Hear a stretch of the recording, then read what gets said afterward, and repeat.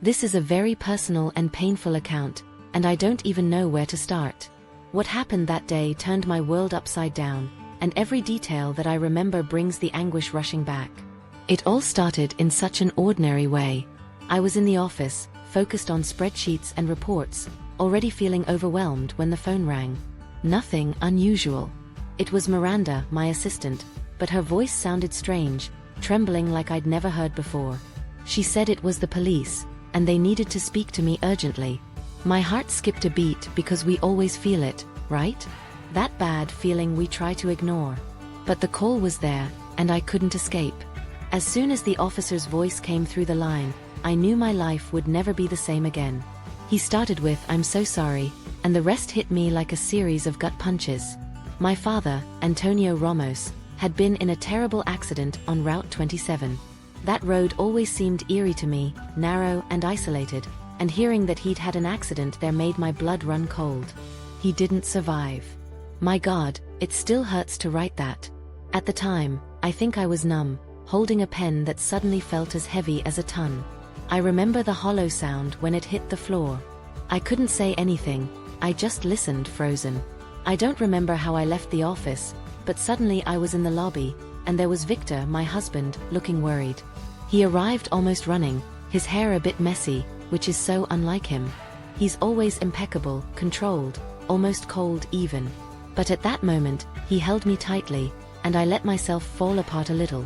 I buried my face in his chest, feeling that familiar scent of his woody cologne, yet even there, in the embrace of who I thought was my fortress, I sensed something strange. It was as if there was suddenly something between us that hadn't been there before, a shadow I couldn't identify. My phone rang again. I looked at the screen and saw Samuel Freitas' name, my father's lawyer. I answered, still trying to understand how the ground had vanished beneath my feet. Samuel was straight to the point, no beating around the bush.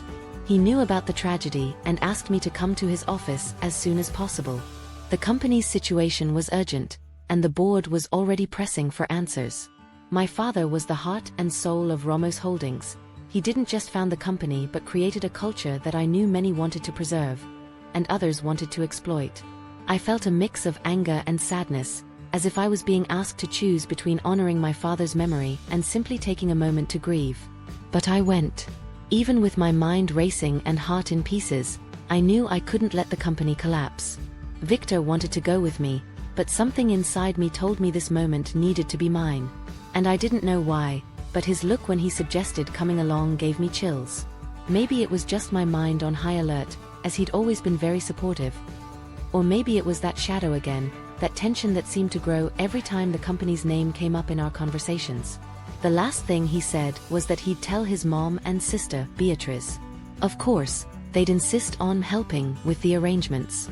Just the thought of those two meddlesome and clueless people invading my home, in the midst of the worst pain of my life, made my stomach churn. I was still processing the loss of my father when I had to face the next blow. In Samuel's office, my father's lawyer, I felt like a puppet, moving on autopilot and holding tightly to control the situation. Samuel looked at me with an expression of pity and concern, which only added to my feeling of helplessness. He told me, in a gentle way, that my father had left me the majority stake in the company. It shouldn't have been a surprise, as it was expected that I'd take over one day, but hearing those words at that moment was crushing. I felt a weight on my shoulders, as if every decision I made from then on was being watched by him, wherever he was. However, what truly shook me was the envelope Samuel handed me right after. "Your father left this for you," he said, and his tone was almost solemn. I knew that letter was important, but I simply couldn't open it there. Back at home, still trying to process what it meant to have inherited my father's empire, I received a message from Victor. "My mom and sister are here. We're all waiting for you to discuss the future." That message made me feel oddly uncomfortable. I knew deep down that his family had always had a strange fixation on my position and the success my father had built, but I thought it was all in my head. I told myself I was being unfair, that Victor had rushed to support me at work when he heard of my father's death. But a small seed of doubt kept growing. When I got home and saw those looks turned toward me, as if they were about to hear the story of my fate, I felt a familiar strangeness, as if I already knew something was wrong. Dinner began with Helena, my mother-in-law, taking charge, as she always did. She'd prepared everything, as if to show she knew how to handle things. Throughout the meal, her comments started to overflow with subtlety, the kind only someone who knows her real intentions could pick up on. She began with phrases like, "Laura, you have a lot of responsibility now," and went on to suggest that with the lack of a man leading the company, maybe Victor's presence was essential. I felt a knot in my stomach. Of course, she said this with a smile of helpfulness, but her tone was as sharp as a knife. Victor was quiet, but I could tell he seemed a bit uncomfortable. He'd already told me about the pressure his mother put on him to assume a bigger role, and I couldn't help but feel manipulated. The cherry on top was Beatrice, Victor's younger sister, who was sitting in my father's favorite chair, in the place of honor at the table. She made comments about how it was good to feel the weight of that chair, as if she were occupying a throne. And when I politely suggested that the chair had belonged to my father, she responded with a smile that was more like a sneer. "Oh, I'm sorry, I didn't think it would have special meaning. But you know, it's just a chair, right?" Her words seemed loaded with calculated irony, as if she knew exactly what she was doing.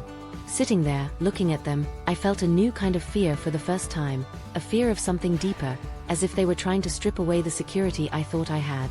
At the end of the night, I felt exhausted, but not because of grief. It was as if a new battle was beginning, silent and cold. My gut told me that something darker was unfolding, but I still couldn't grasp its full extent. That letter Samuel had handed me seemed to grow heavier in my bag every day, as if my father knew I'd need some guidance to deal with what was coming.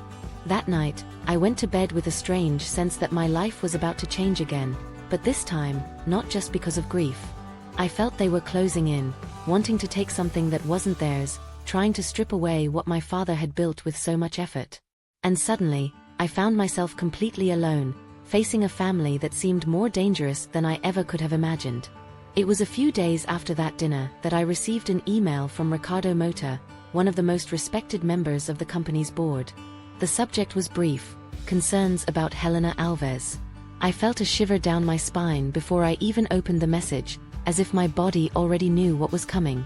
Ricardo, always direct and honest, explained that Helena had been discreetly visiting the company directors for weeks.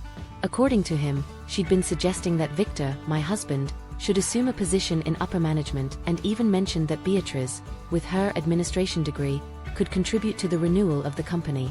I turned pale as I read that. Helena, the mother-in-law who promised help, was actually placing her bets to take control of my father's company. I reread Ricardo's email several times, incredulous. It was as if everything I'd feared since that dinner was being confirmed. Helena didn't just want to be a part of my life and help. She wanted to manipulate, control, and dictate the course of Ramos Holdings as if it were her right. Every word in the email hammered in my head, but what disturbed me most was Victor. Ricardo mentioned that he'd participated in some of those conversations, as if he were already aligned with his mother's plan. I didn't know what was worse, the fact that my mother-in-law was plotting this behind my back, or that Victor might be complicit in it all. A part of me tried to justify it, think it was all a misunderstanding. But my instinct told me there was more to this. I confronted Victor as soon as he walked in that night. My face must have shown the anger and disappointment I was feeling, because he took a step back, confused. "What's wrong?" he asked, with that fake innocent look he always used when he knew he was in trouble. I showed him Ricardo's email, and I saw his face shift from practiced calm to a hint of panic.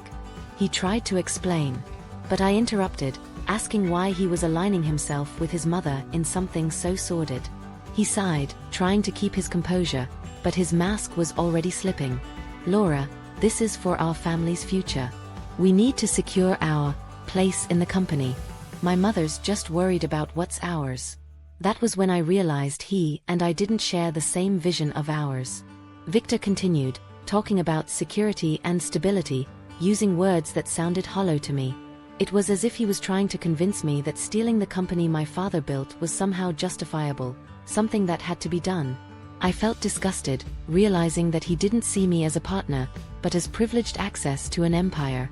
Our family, to him, meant Helena, Beatrice, and his entire clan. I was merely a stepping stone. Every justification he offered was like another stab, and I felt the ground beneath my feet crumble. The marriage I thought was solid was revealing itself to be a facade, where I was merely a pawn in a game of ambitions. The argument was intense, almost surreal. I tried to reason with him, show him that his actions were a betrayal, not only to me but to my father, to his memory. But Victor didn't back down. He argued that, as my husband, he had a right to the company. I wondered where the Victor who said he wanted to support my dreams was, the man who promised to be by my side. Now, he was revealed as a shadow of someone I didn't recognize. The coldness and resolve in his words left me speechless. When he finally said that this was a decision for the future of our family, I understood how far he was willing to go to manipulate and distort the meaning of family. That night, while he slept in the guest room, I sat in the dark, trying to process everything. I realized I was completely alone in this fight, that I couldn't even trust the man I'd chosen to be my partner. My marriage was in ruins, and my life felt like a storm in the open sea. The image of Helena and Victor scheming in the shadows haunted me. All I had left was the determination to protect my father's legacy, to face each of them head-on. I knew it wouldn't be easy, but one thing was clear: I wasn't going to let them destroy what my father built with such sacrifice. I decided I couldn't wait any longer. The envelope my father had left was still there, staring at me every time I opened the drawer. It seemed to grow heavier each day, as if my father somehow knew what was about to happen. That morning, I gathered the courage, and with trembling hands, I finally broke the seal. Inside, there was a letter and detailed instructions. My father, meticulous as ever, had left a hidden dossier in the company safe, confidential documents that he believed were crucial for preserving our family legacy. He suspected the Alves family and was certain that, when the time came, I'd need to know what was inside. I arrived at the company earlier than usual, slipping almost unnoticed through the still quiet corridors. In the safe, just behind the incorporation papers of Ramos Holdings, I found a worn-out blue folder, marked by years and discreet handling. Inside, there was proof that my father had already suspected Helena, Beatriz, and even Victor. He had hired a private investigator 3 months before the accident, and what this man discovered was alarming. Helena was bankrupt, with heavy mortgages she kept secret. Beatriz had accumulated debts under third-party names, a risky move to sustain her extravagant lifestyle. And worse yet, Victor had been meeting with lawyers specializing in shareholder disputes, plotting to acquire my stake in the company legally, if Helena managed to get what she wanted. As I read each document, anger and sadness mixed within me. How could my own husband, the person I had entrusted with my dreams and vulnerabilities, be part of something so dishonest? It was as if everything we'd built together had been a lie, a carefully planned performance by his family. Victor, the man I shared my life with, was there, complicit in his mother's and sister's schemes, ready to betray me for a position in the company. In that moment, I realized that the man I loved didn't exist. He was merely an extension of his family's ambitions, more concerned with power and status than with the respect, loyalty, and love he had promised to give me. I went home determined to confront him. There was no room for excuses or lies anymore. He was in the living room, reviewing papers with an expression like he was preparing for another one of his calculated excuses. When I threw the documents on the table, he froze for a second, but quickly regained that cold look, the same one I'd seen before, but now revealing his full cruelty. "So you knew everything," I said, not hiding the disappointment in my voice. He took a deep breath, and to my surprise, admitted it without hesitation. "Laura, this was necessary. It's our future, and you need to understand that family needs to look after itself." Each word was a new stab, and I realized he was willing to sacrifice what we had for his own benefit. I looked at Victor, heartbroken but also with a strength I hadn't known I had. I told him to pack his things and leave the house immediately. He tried to argue, saying I was overreacting, that he was doing it for us, but there was no room left for manipulations. I knew the fight ahead would be challenging. He and his family might try anything to hold on to the company, but I was determined to protect what was rightfully mine. As Victor gathered his things and left the house, I felt a dark kind of relief. I realized that while I was about to face a legal war, the true betrayal had already been exposed, and I was ready to fight for what was rightfully mine. The next day, I woke up to a flood of messages and notifications on my phone. I could hardly believe what I was seeing. Helena, my mother-in-law, had started a public smear campaign against me, suggesting that I had something to do with my father's accident. In her mind, or rather, in the twisted version she was spreading to the press, I had orchestrated the whole situation to take control of the company. It was monstrous. My father meant everything to me, and just the thought of using his death as a stepping stone made me sick. But Helena knew how to play the game, and the story was too juicy for the media to ignore. Within hours, sensationalist headlines were all over the internet and social media. As the day wore on, things only got worse. Each news story made it seem like I was the villain of the hour, the greedy heiress who had supposedly schemed against her own family. And to my surprise, some board members started calling, increasingly concerned about the public image of the company. I even received an official notice from them, requesting an emergency meeting to discuss a temporary suspension of my position. The idea of being removed from Ramos Holdings was unthinkable to me. The empire my father had built with so much effort was now in the hands of people who barely knew me and could, under Helena's influence, remove me from the position I had rightfully inherited. It was at that critical moment that I realized I had no choice. My father had left me that dossier for a reason, and it contained exactly what I needed to expose the whole truth. I spent the night gathering all the documents, recordings, and photos he had left. There were records of Helena's manipulations, Beatrice's fraud, and Victor's shady conversations with lawyers, discussing shareholder disputes and ways to seize control. It was a chilling collection of evidence. I remembered how my father always spoke about the importance of being prepared for the worst, and even if I didn't know it at the time, he had already foreseen the kind of people who would infiltrate our lives. The next morning, I went to the board meeting determined, despite feeling the weight of every distrustful and curious look. When it was my turn to speak, I took a deep breath and began my presentation. I showed each piece of evidence, documents, recorded conversations, and photos that clearly indicated the Alves family's plan. The room fell into a tense silence as I exposed Helena's hypocrisy, her hidden bankruptcy, and Beatrice's debts. The recording of Victor discussing securing family control echoed in the room. Each piece of evidence showed that they weren't there to help but to steal what was rightfully mine and tarnish the Ramos family name.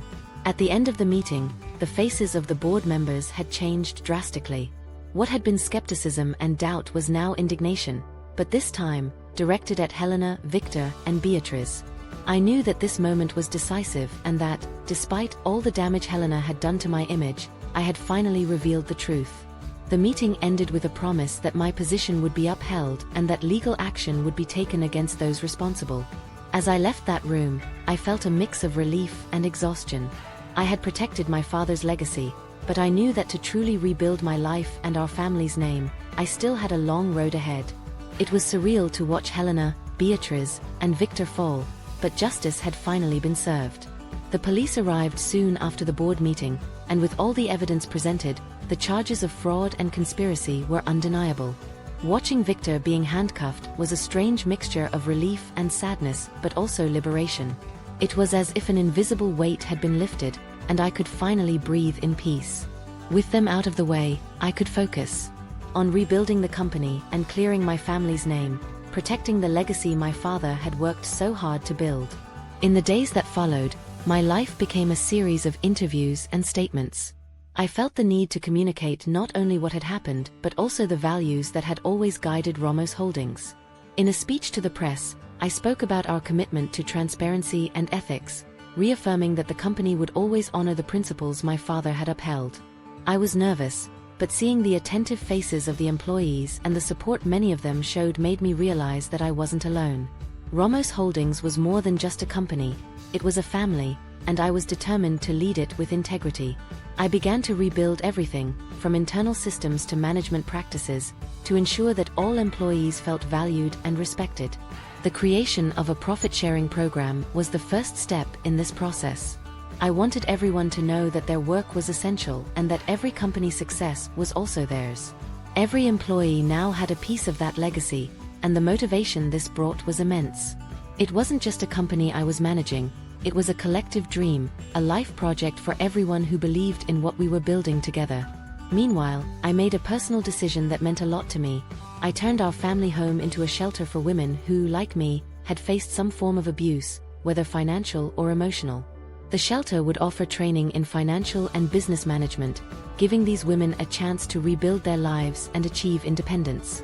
It was a project I knew my father would wholeheartedly support, and I felt that, in a way, I was honoring everything he taught me about generosity and strength.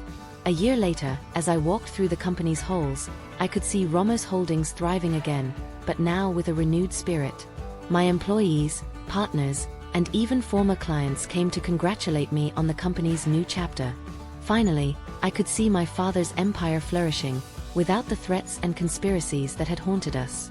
I felt stronger, more resilient, and above all, I knew I was where I was meant to be.